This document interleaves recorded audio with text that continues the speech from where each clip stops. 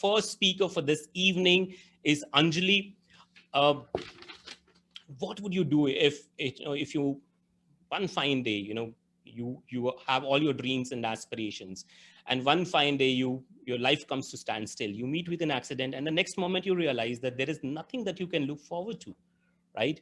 You're on you have like 455 skull fractures, a disfigured face, loss of smell, taste, memory, and numerous surgeries.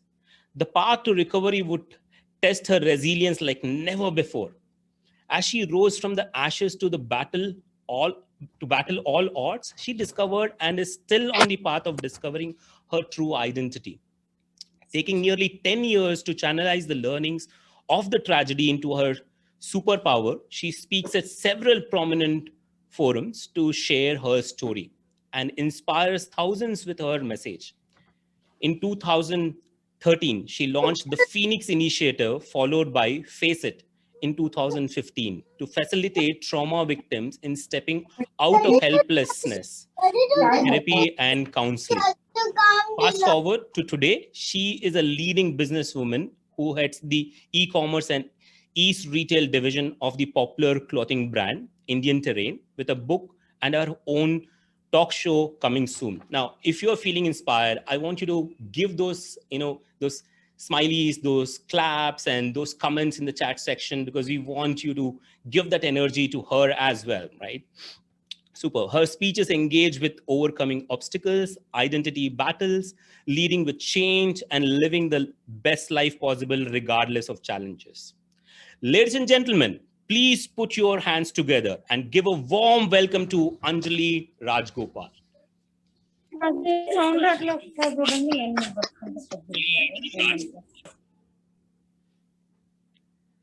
Thank you, Sharat. Can I go ahead and start? Are you able Yes, to hear Anjali, me? the floor is all yours. Okay. Thank you all for being here. Thank you, Sharat, obviously, for the privilege of thinking about me for this momentous occasion. And I think the We Salute campaign has been fantastic. It's great to see so many people catch on to it and become viral. I think I'm glad you are saluting us. I think that we have much more to do, which kind of leads into my topic for the day. So I hope, and to echo Sharat's emotion, I hope everyone is excited. I can hear tons of energy. I wanted to compete in the competition, but I figured, lest I get everything right and take away your gifts. So I decided to, control myself. So guys, so are we ready to jump in? I've got two other fantastic speakers after me. So I am going to try to, set the pace over here. Does everyone want to to activate their cameras? Because I feel like I'm talking to like a whole bunch of really very dark screens. Is that possible, Sharat? Do you think that everyone would want to join us live, or do we just let them be? I would urge everyone to switch on their cameras, because it's for speakers, it's the energy that comes back from our audience. And in the digital world, in the virtual world that we live in, it's been a crazy ride for many of us. I know we are so glued to our laptops and mobiles and all that, but it's always great when we see the audience or the participants out there. So we get a lot of energy, we drive a lot of energy from you all. So my sincere request is to get onto the camera. We would love to see you. We would love to see your expressions and interaction as well, right? Superb. So we see some of you getting onto the camera. Such I know beautiful faces. Come on, we're celebrating women's year, women's decade. Let's see all your beautiful faces, and then I will turn on my timer and we'll get started. Okay. Guys, today I was invited to talk about leadership, and I mean, this is a subject that I've been very passionate about throughout my life. I guess in the beginning, without realizing that leadership was necessarily a journey that not just that I should have taken, but that eventually I was destined to take. And resilience is the buzzword of the year. If not 2020, 2021 is all about hashtag resilience. So I'm going to take you all on a bit of a journey back to when I was 18 years old. And when I, to be honest, didn't know what the word resilience meant. And I don't think it was relevant to me at that time. So suddenly now it's become, you know, the buzz and the cool word to use. So now all of it is coming together. So let me take you back to a time when I was a little before I was 18. I grew up in Chennai. So I know we're all tuning in from different parts of the country. So I'm actually based out of Chennai right now. And I was a little bit of an overachiever. You know, I was daddy's pet and I had all my dreams ahead of me. I was a big deal to myself. I was a house captain. I used to do well in studies. You know, I used to participate in theater, elocution. Come on, there was no question that I wasn't going to be the leader of the future. And I grew up in a first generation business family. My dad was an IPS officer who had turned into an entrepreneur. So that I found a very big sea change. So while I was growing up, he was starting his journey from being a civil servant to a businessman. So leadership was a big deal and it was a big conversation. And I thought I had it in the bag. I mean, come on, I was elected house captain of Godavari House. Now, that had to mean something, right? Well, fast forward to, not now, but let's go back to when I was 18. So I was preparing for university, and I come from a very progressive family, which has always believed that education and being independent is the first thing a woman should do. So while my parents had not been privileged enough to be educated overseas, I was given that opportunity. So I was studying for the exams and you know, preparing for all of it. And my mother said, let's go to Bangalore and visit your grandmother. So I said, okay. I mean, you know, I was due for a break. I was studying like 24/7 and I was planning to go to school in the US. And it was extremely competitive then, even more competitive now. But back then, it was a big deal. And I thought, you know, I had all my ducks in a row and I was going to achieve it. Then, you know, like they say, life happens when you're busy making other plans. So sorry to sound trite, but that's exactly what happened. And while I was heading into my future, my driver decided to drive straight into a truck on a Chennai Bangalore highway at about 100 kilometers an hour. So with about less than 15 meters to brake, he did what any human being would do, which is swerve himself out of the line of danger, which meant me, while I was sitting in the front seat, I had a seatbelt on, but there were no airbags.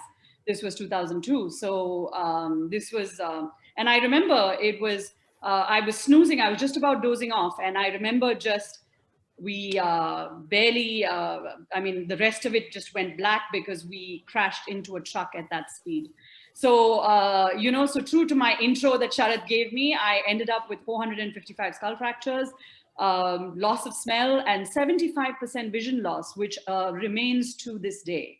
So most people, I think disability is something that I'll come to a little bit later, but it has never gotten in the way of my dreams. But I didn't know any of that then because I remember several, I guess, I'm told that I spent 40 days in the hospital hearing my father say again and again, your name is Anjali, there has been an accident, this is the date, this is where you are, can you hear me? And can you see me?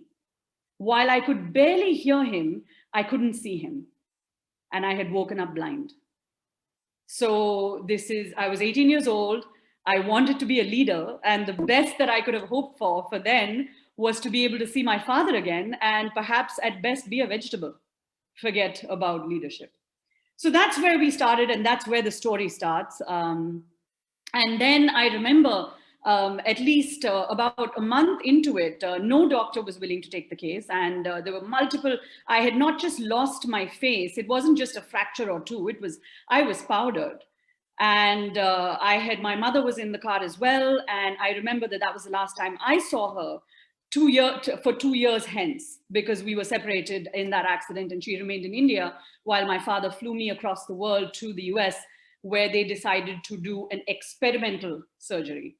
So the downside to this, while I would like to say I was thinking about leadership at that time, but I think I was doing what best I could do, which was to survive.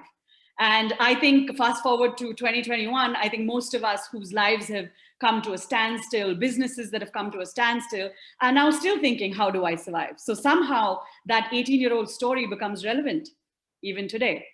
So so I'm going to be going back and forth a little bit in chronology, so I hope you guys can keep up. But back to 18, my dad and I were in Chicago. And I remember every time I had a surgery, I had to sign a release form that the doctors were not responsible for me waking up on the other side of it. So it wasn't just the fear of dying or not waking up. I think what I realized 1 year later is that they had operated on a girl that they had not seen before. So, because when I landed there, they had to save my life. So there was no question of giving Anjali back her face. That wasn't the issue. That wasn't even the problem. So I spent a year and a half, 2 years in the hospital, in and out of ICU, fighting for my life. And while I would like to say that is the crux of the story, I think the early climax came when I started going to the restroom by myself. And I remember dragging these trolleys with me because I was tied up to a bunch of different medications and stuff like that. So I remember going to the restroom and I was like, I can finally walk. And I looked up at the mirror, and what looked back at me was not me.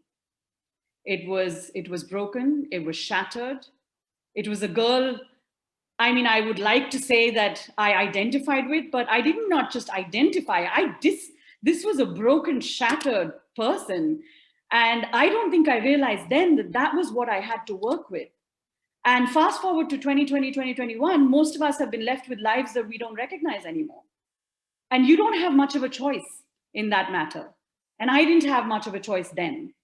And as every day passed, I realized that there was only so much my doctors could do. And that the sliver of eyesight that I had, the 25% vision that I have in my right eye, was all I had left, and that was all that I was going to get. And do I still love perfume? I do. I can't smell any of it. But I imagine it. I imagine it because I have my dear friends and family pick perfumes for me. Let's hope they're making all the right decisions, because so far I've only been accused of using too much. And then I just say that, there's no way I can tell how much I'm using. So I'd rather err on the side of caution and wear too much rather than too little. But back to 18, 19, we're in the hospital, we're in Chicago. It's freezing cold. I've had a good 1.5 years in hospital, 3.5 for surgeries, and I do not look like myself. So besides understanding that I had a choice then, I had to choose to live with exactly the same dreams that I had started off my journey as myself, or whichever version of myself with, or I had to give up and continue and sit in that wheelchair and be enveloped with the privilege and the love that I had been given from my family. But that would mean what? Going home, sitting in Chennai, giving up my dreams of university, of starting a company, leading a company, making a difference, making a change. And there was no way I was going to give that up, because I may not have had my face, but I had my courage and I had my conviction. And that has not changed since that day. So I will take you to a little, now amusing, then a little challenging little chat that my dad and I had. We had visited the Cleveland Clinic, which is one of the foremost institutions for medical breakthroughs in the world, still is. And they had given me the final verdict that I would not get any of my eyesight back, and that whatever I was left with, I would have to live with. I remember my dad asking me, do you really want to go to university? Do you think you can take it? He's like, people can look at you, right? And he said, they're not all going to be kind or understanding. And I remember telling him, I said, you know what, Dad, we're going to do this. So our next step is we went to the Sunglass Hut in Cleveland, which is where I had my first rise from the ashes moment, where we bought 6 pairs of these fantastic. I was Kim Kardashian before she bloody became Kim Kardashian. Okay, I had all of those. We bought 6 pairs of sunglasses. They were fabulous. They covered everything. So they were yay big. So, because my surgeries weren't finished yet. So you could see, like, like my mouth was okay and my forehead was okay, but the rest had to be covered up. And to be honest, I wasn't ready I had to study, I had to accomplish things, I had to graduate. So I would tell people when I was ready to tell people, because until then, I knew that, I had to play with the cards that I was dealt. So I wore those 6 pairs of sunglasses over and over again for 2 years. So I spent year 1 and 2. I actually got into the University of Chicago, which is a premier institution. And I remember getting in, I dictated my essay from my hospital bed. So somebody typed it up. We had missed the deadline by months. Okay, so there was no question. So I said, send it in anyway. Let's see what happens. So they read my essay. They came and visited me in the hospital. I gave my interview, my undergraduate admissions interview, like from a hospital bed. And they were like, wow, we want you. And I'm sure there were a lot more smarter people than me, trust me, at that university. But it was a big deal. It was a big win. It was a big win for me. And it was a big win for my dad, because you know what? I was his pride and joy. And he had, and I think in some ways he was channeling, the fact that he had never backed down, and he didn't want his daughter ever to back down.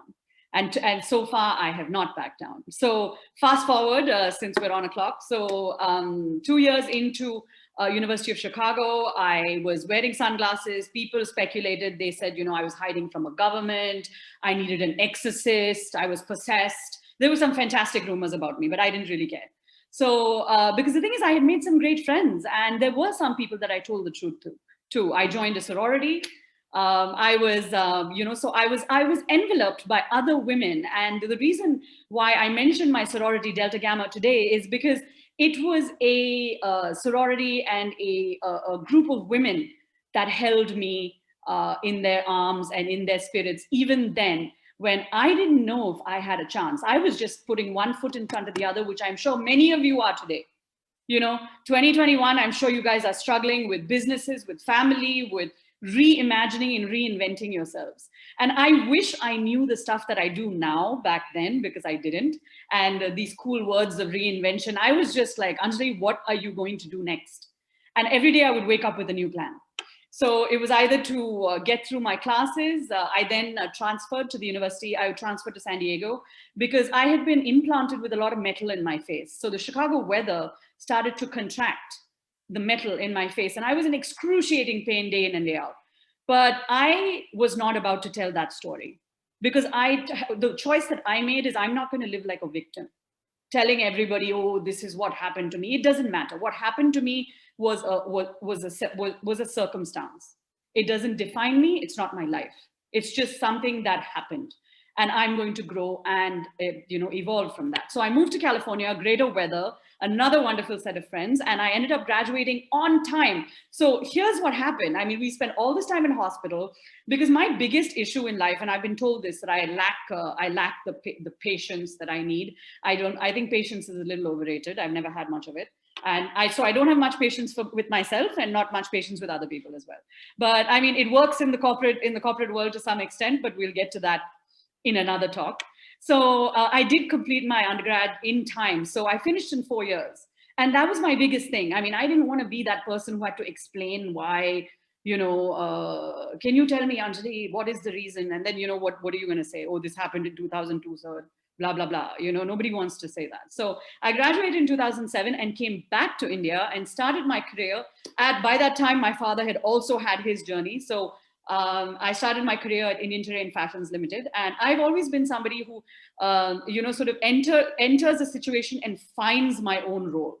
This has defined my career as a over-enthusiastic peanut, as my mother calls me, or as a leader, whichever one you like. I think most leaders are over-enthusiastic peanuts. So I think that's where you need to start. So I entered Indian Terrain, and they were ready to launch their women's wear brand. So for a menswear brand, which was 8 to 10 years old by that time, that is the most difficult thing to do. I mean, how are you going to pivot when women have no idea that you have women's clothes inside a store? No one's going to enter. So I was like, so I went to my dad, and he said, you're not going to report to me, because that would just be weird. And he then ended up attaching me to a professional who has been my managing director and my mentor ever since, and the man with whom I have the most difficult conversations, who cuts me no slack. and I'm glad for it. So I told him, I said, we need a PR division. So he said, that's great, that costs money. So he said, yeah, notion denied. So I said, no, I will be the PR division. So why I want to talk about leadership is that was my first step into leadership, into a corporate setup where I decided to do something that wasn't already there, and in a company that didn't necessarily believe that they needed a PR division. So I went ahead and launched a women's wear brand within a menswear company, and I did 48 activations across the country. For all you guys who answered Bollywood question and answer earlier, I worked with our brand ambassador at that time, Kunal Kapoor. Raise your hands, women, for the ones who like him. I do too. He's a great guy. He was our brand ambassador at that time. So I had him fly down to Chennai and relaunch our store with a women's wear line. So that was my first year into industry. And the thing is, because I had been inventing and reinventing myself all along from 2002 to 8, I didn't usually take no for an answer. And I don't do that. And I don't take no for an answer even today. So I've always found opportunities and found ways to push forward while accepting that there are things that I cannot do. So what can I not do? I can't drive. So big deal. Okay, I'll find a way to get from A to B.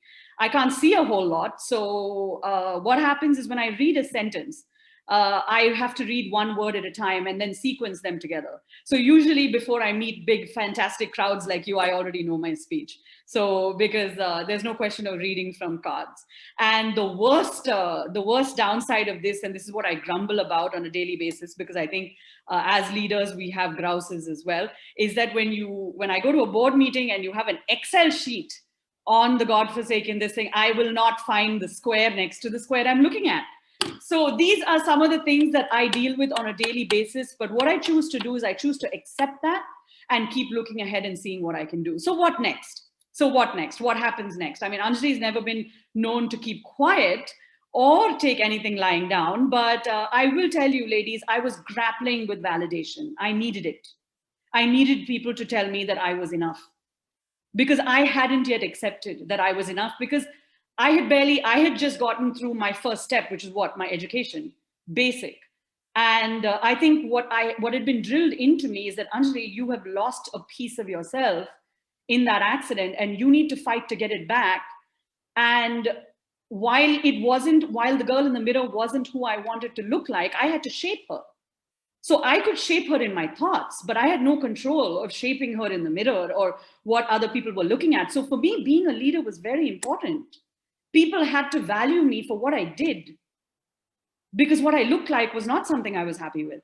So there was no question of I'm beautiful and therefore you think I'm beautiful, and men are a different story altogether. Again, different speech by itself. So, but let me move on to the next chapter, which was I actually, while launching this women's wear line, I did a lot of work with media and realized that let me understand what the media world does while I'm early enough in my career. Because if I have to come to the helm of this brand or launch my own brand or be my own brand, which I believe I am today, I need to understand media. So what better way than to do media itself? So it was fast forward to the year 2009 and 10, where I took on 3 separate roles. I was a radio host at Chennai Live. I started working with NDTV Hindu. I produced and hosted a show on fashion, which means I got in front of the camera and faced my fears. And trust me, it wasn't about that I didn't care what people thought. In fact, I wanted to get rid of caring what people thought, because I believed I had ideas that were bigger than what I looked like. So, and then I wrote a column, the very first column that now everyone writes a column. So now it's old news. I did it like way back when, 10 years ago. So the column, I had crazy red hair at that time, and which corroborated with my, sort of needing to be out there and make an impact. So the column was called Red Hot, REDHAUTE. So red hot for like fashion. And the women, and all my 3 bosses were women, let me tell you, in my media career, that year and a half. And they urged me to go ahead and embrace what I wanted to do. And I did all 3 jobs at the same time. So I was either shooting, filming, writing, and generally getting Chennai to understand that that fashion is more than just a Kanjivaram sari. and getting the rest of the cities to understand that there is more to India than just Mumbai and Delhi. So it's, and Bangalore, of course, but this was back then. So Bangalore wasn't that hot then.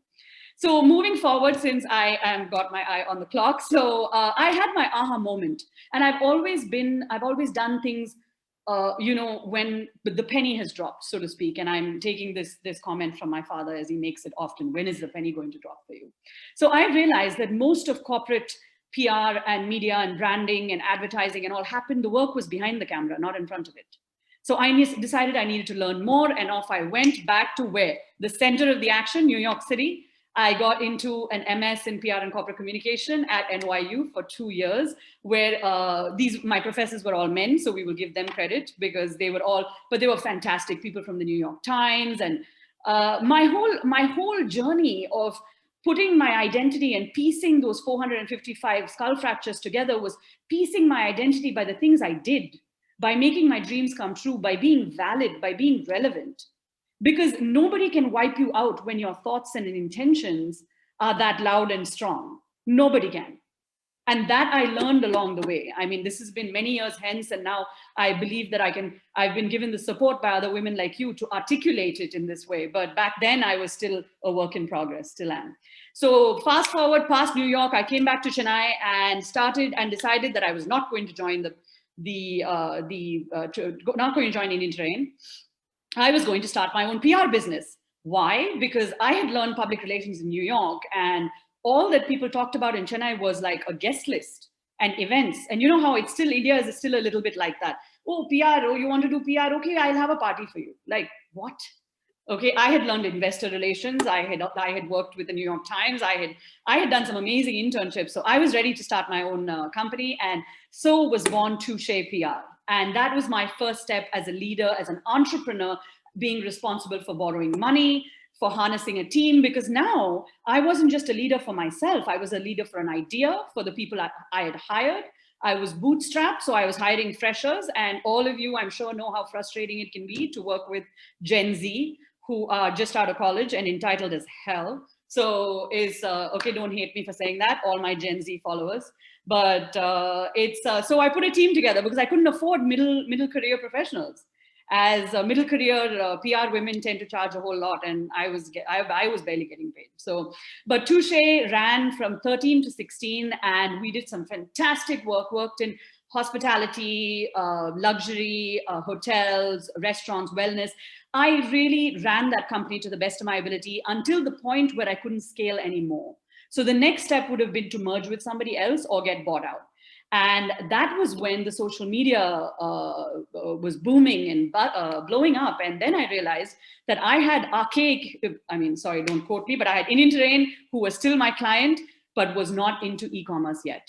So as women, how many of you have felt, and I mean, I don't know how many of you are in revenue roles, but I'll tell you, for all women who are in non-revenue roles, I remember feeling that I couldn't just be a PR person and a marketer. I had to get into sales and revenue to get the respect that I needed from my organization.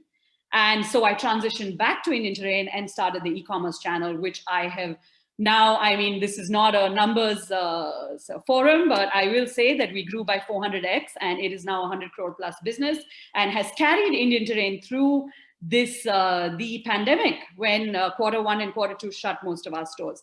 So while I'm reaching my final few minutes, I want to just say that I'm still discovering my identity. Leadership, as I think resilience has been the backbone of all of these ideas. And I will add one more word, that acceptance is a very big part. And when I say acceptance, is you need to accept what is non-negotiable. Like, I can't be sitting and saying, I'm going to wake up tomorrow and my eyesight is going to come back. But what I can do is that I'll tell you, my IQ must have gone up for sure, because I think I definitely got smarter after all of this, because I was able to, because I could never see more than 2 feet ahead of me. And I can't see stairs, but I still travel alone. And I have gone and started businesses in Nagaland and taken trains, and the trains in Nagaland have some people and some goats. And I mean, my parents, I think, have had the hardest time because they're so petrified, but I give them credit because they've never once said it. They've always been like, please go, please go and live your dreams, because you are what you make of yourself, because we can't give you anything more than this. Nobody can give me my face back. no one can give me my eyesight back. Nobody, you can all smell biryani for me and tell me how it tastes, but the rest of it, the good memories stay with me. The rest of the memories I'm still building, and I think that I have a long way to go. And as Sharat will tell you, many people are writing books. The reason my book is still a work in progress is I feel I have a long way to go still, and many chapters left to be written. So if I am to leave you all with everything, I think women have this amazing resilience built into them, which gives us, we flow like water, we're like air, but what I want you all to find is that fire. And I have been burned to the down to the ashes time and again. Every chapter has been a comeback, not without humiliation, not without embarrassment. I've fallen downstairs, I've made mistakes, I have, but you know what? You can never blame the disability. You just have to accept it, because that's just a circumstance. It's a circumstance, just like financial circumstance, or being born with Down syndrome, or not being able to. I mean, I feel for people who who have limitations, because my limitations are of one kind. Now it can look polished because I figured out how to navigate life with it. It doesn't mean it doesn't exist. And I know all of you are living with some kind of limitation, some kind of pain. I just want you to think your way out of it, think your way ahead of it, stay ahead of the curve. Remember, nobody knows you better than you do. And the world is yours for the taking. So I am Sharat now at 26 and 47 seconds. I don't know if there's a Q&A involved, and I'm sure that you guys have a lot of questions, but I have a lot of things I have planned for my future, and I still feel, so I don't believe that I age, I'll be honest with you. And because the phoenix keeps rising from the ashes, so I keep starting from zero. So I stopped keeping track of how old I am. And really enjoying this past year. To be honest, I have no regrets in 2021, because I've gotten to meet so many of you wonderful women online and through interfaces that would not have been possible before. I did have a privilege of giving a TED talk in late 2019, which catapulted me into sort of being somebody who's called an identity advocate. But remember, that's always difficult to do online, because they'll ask you, madam, what kind of lawyer are you? But yes, it's very difficult. So Sharat, be careful when you use that word. So people will still ask you that question. Sure. So let's just say, I believe in that I am the eternal phoenix, as are the rest of you. And I would love to hear the rest of your stories as well. But I think I'm running out of time. So Sharat, I will hand it over back to you now. And hopefully I have done leadership and resilience, both justice. But ladies, there's lots more to talk about. I am controlling myself because Sharat is making big eyeballs at me. So. So thank you so much, Anjali. And here is a song for you.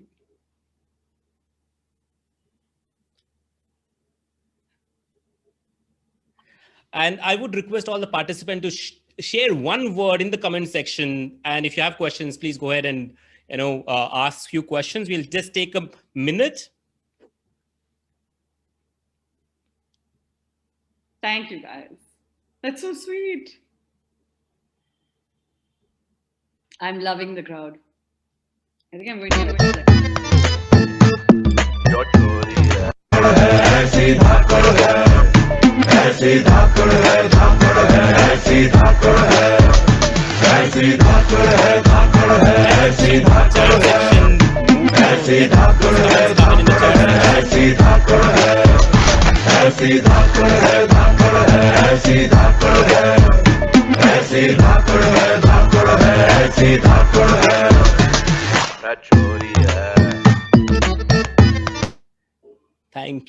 Thank you so much, Anjali.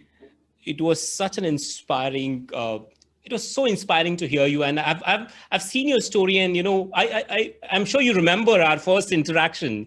I heard the TED talk, and I was so inspired by your story. Thank you so much for being here and inspiring the audience. And I request anybody who wants to ask any questions, we'll just take a 30 seconds pause before we bring up the next speaker. If you have any questions, otherwise I have a question for you. Right? Let's just wait for others to. Okay, so we have a question from Shanti. She says, how did you overcome the challenges dealing personal and professional life together? I think it's a phenomenal question, and I'll be honest. It was very I took it, like I mentioned, one step at a time. But unfortunately, problems don't knock at the door. In a queue, they come together. So I've stopped looking at. I never looked at it as sort of a. Uh, how shall I be? I've never wanted to be a victim of my circumstances. So I've always been like, if I can use an analogy, I become a mechanic only if you give me a car to fix. So I've just been fixing my vehicle ever since I got slammed in the face with one. So, so dealing with it, professional and personal, they have come together, and often they have put a strain on relationships. I will not say no. I can definitely say that in my earlier years, my professional life would sometimes, my teams would sometimes, have to carry some of the weight with me. But being I think, you'll have to ask them, but being the kind of person who always rallied people around an idea and a vision, I always had their support, and we've always been in it together. So personally, I've been in it with my family, I've been in it with my friends. Today, I'm in it with all of you. So I've never actually felt alone, and I think I also will say that because I was, and Sharat, if I may take a few more seconds, during the time when I was in hospital, they had to wire my jaw shut for a period of time because my face was shattered, right? So they had to set it back. So I spent 8 months in silence when they had wired my jaw shut. So I could see a little bit, I could hear everything, but I couldn't speak. So I was plunged into my own company very, very early on without a choice. And I think most of us don't know how to be alone and don't know how to be in our own silence or in our own chaos, whichever one it is, or wherever in the middle. And I learned that very early. So I've learned to separate issues. I've learned to compartmentalize. I, as practice, don't mix issues anymore. So when it's professional, I keep it professional. When it's personal, I keep it personal. So when my numbers don't look the way they should, I don't blame the doctor in Chicago because he has nothing to do with it.